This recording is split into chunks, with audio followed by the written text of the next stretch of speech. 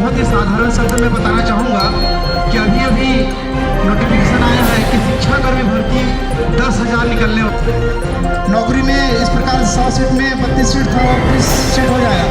ये बहुत साधारण समझने की बात है।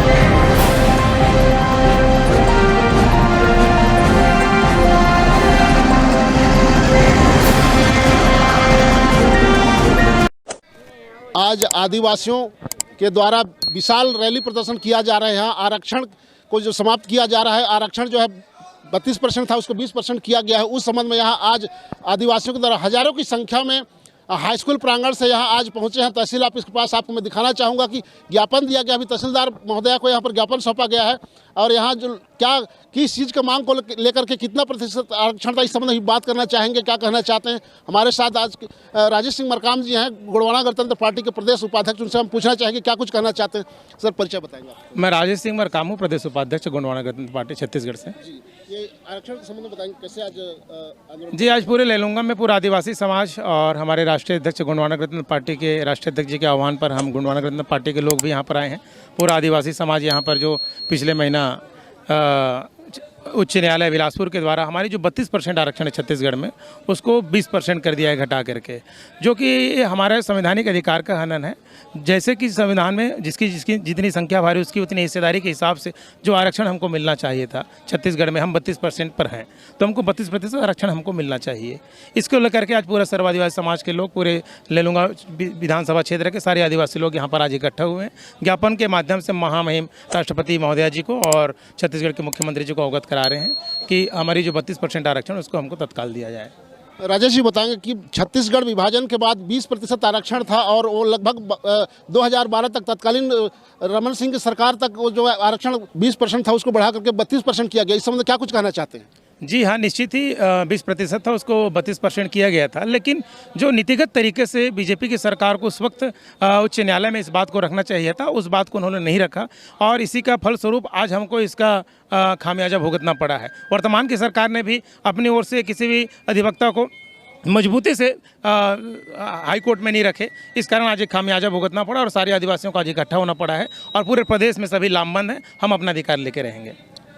ऐसा कहा जा रहा है कि सरकार ने इस पर अध्यादेश नहीं ला पाई, जिसके कारण आज हमारी आरक्षण जो है खतरे में है। इस संबंध में क्या कुछ कहेंगे आप। जी बिल्कुल, पूर्व की सरकार भी अध्यादेश ले आती है तो फिर अभी जैसे कांग्रेस की सरकार को 15 साल के बाद मौका दिया गया, छत्तीसगढ़ की जनता ने मौका दिया तो ये अपना अध्यादेश ला करके हमारी 32% आरक्षण उसको दे सकते थे, उसको बचा सकते थे, लेकिन इसने भी वही चूक किया।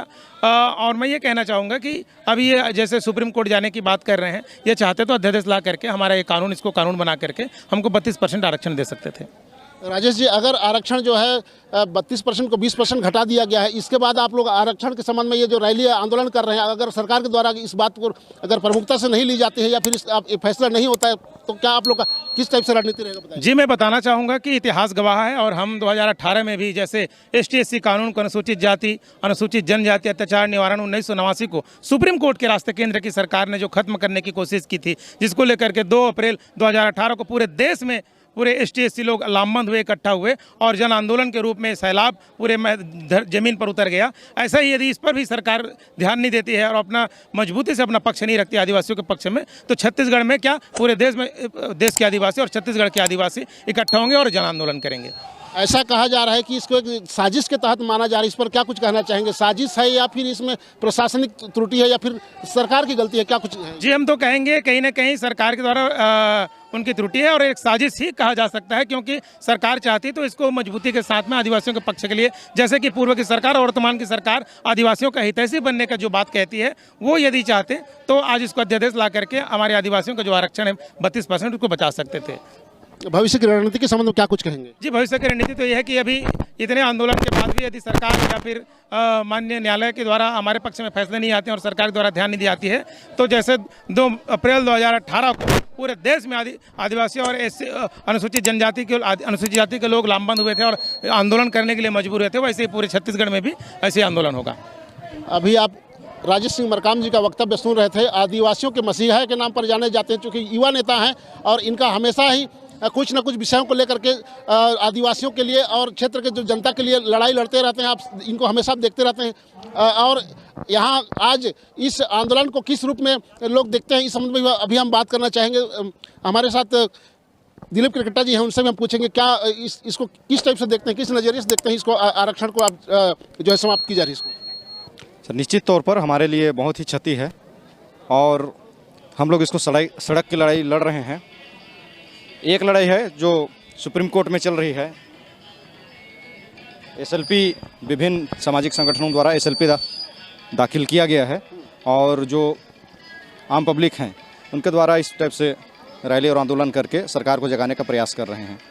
दिलीप जी, इससे पहले भी आप लोगों ने आंदोलन किया था, चूंकि आदिवासियों को जो है डिलिस्टिंग किया जा रहा था, ईसाई आदिवासी समुदाय के लोगों को डिलिस्टिंग करने की बात की जा रही थी। अभी कुछ ही दिन पहले जो विशाल धरना प्रदर्शन और आंदोलन किया गया था, लगभग 15,000 की संख्या में आप लोग रैली निकाले थे। अभी क्या कुछ रणनीति रहेगा आप लोग का, या फिर नहीं, अभी तो 32% आरक्षण हम लोग का मेन फोकस है और इसी पे हम लोग आंदोलन कर रहे हैं। अभी इससे पहले चूंकि बहुत ज़्यादा संख्या में यहाँ आदिवासी इकट्ठा हुए थे, ईसाई आदिवासी भी आ जाए थे, चूँकि यहाँ आज जो जनसंख्या देखने को मिल रहा है वो लगभग उससे बहुत ही कम उसको प्रतिशत माना जाए। इस पर क्या कहेंगे आप? नहीं, निश्चित तौर पर कम है, लेकिन आने वाले दिनों में हम लोग का जन जागरण चल रहा है और लोग समझ रहे हैं संवैधानिक बातों को। और जिस प्रकार से यहाँ छत्तीसगढ़ में अभी हम लोग की संख्या है 32%, 32 से ऊपर ही होगा। यदि 2011 में यदि जनगणना यदि अभी जनगणना हो जाए तो हम लोग कम से कम 36% यहाँ होंगे और उसके अनुपात में 32% का जो कम किया गया है वो बहुत ही एक हिसाब से सरकार की चूक कहेंगे उसको।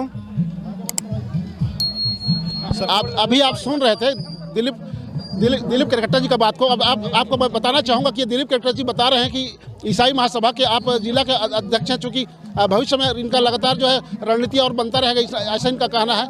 अभी हमारे पास जन नेता जो है पूर्व विधायक हृदय राम राठे जी मौजूद हैं, उनसे भी हम जानना चाहेंगे।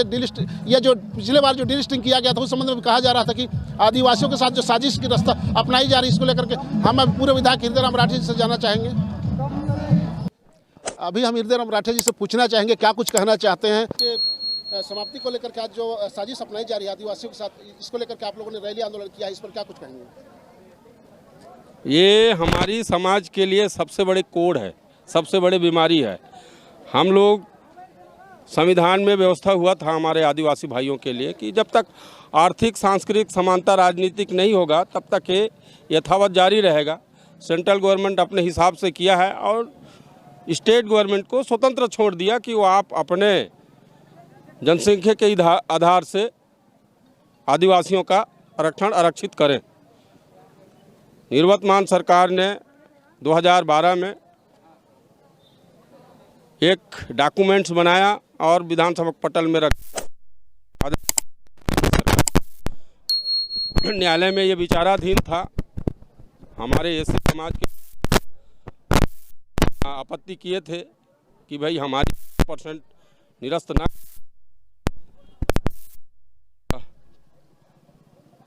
उसी के तहत जो फैसला आया है उस फैसला में वर्तमान सरकार भी अपना डॉक्यूमेंट जो पिछला बना था उस आधार से न्यायालय को प्रस्तुत किया। इस बीच में सरकार से आग्रह करना था विधिवत कि इस आरक्षण को बचाने के लिए विधिवत पटल पे रखना था। तो कम से कम हमारा ये आज जो निर्णय आया है और वर्तमान में हम जब मध्य प्रदेश से छत्तीसगढ़ आए उसी स्थिति में आ गए हैं आज। और हमारा कहना है कि हमारा ये नहीं है, हमारा संवैधानिक अधिकार बनता है। हम इस छत्तीसगढ़ में 32% लोग रहते हैं, निवास करते हैं, इसी के तहत हमको आरक्षण दिया जाए। पूर्व विधायक हृदय राम राठे जी का वक्तव्य, इनका एक साफ साफ कहना है, चूँकि सरकार कोई भी आए आदिवासियों के हित की बात करना चाहिए, आदिवासियों का आरक्षण को बराबर बनाए रखना चाहिए, ऐसा इनका कहना है। यशोमती सिंह सिद्धार्थ जी हैं, उनसे जानना चाहेंगे कि क्या कुछ कहना चाहते हैं आरक्षण को लेकर के। आरक्षण को लेकर के क्या कुछ कहना चाहेंगे, आप बताएंगे। जी, मैं यशोमती सिद्धार्थ, हम आदिवासी हैं और हम 32% आरक्षण हमारा अधिकार है और इसे हमें मिलना चाहिए आदिवासियों के लिए। आप अभी सुन रहे थे जिला पंचायत सदस्य सिंह मैडम का, इनका कहना है कि आदिवासियों को जो हक अधिकार बनता है 32% आरक्षण उसको मिलना चाहिए।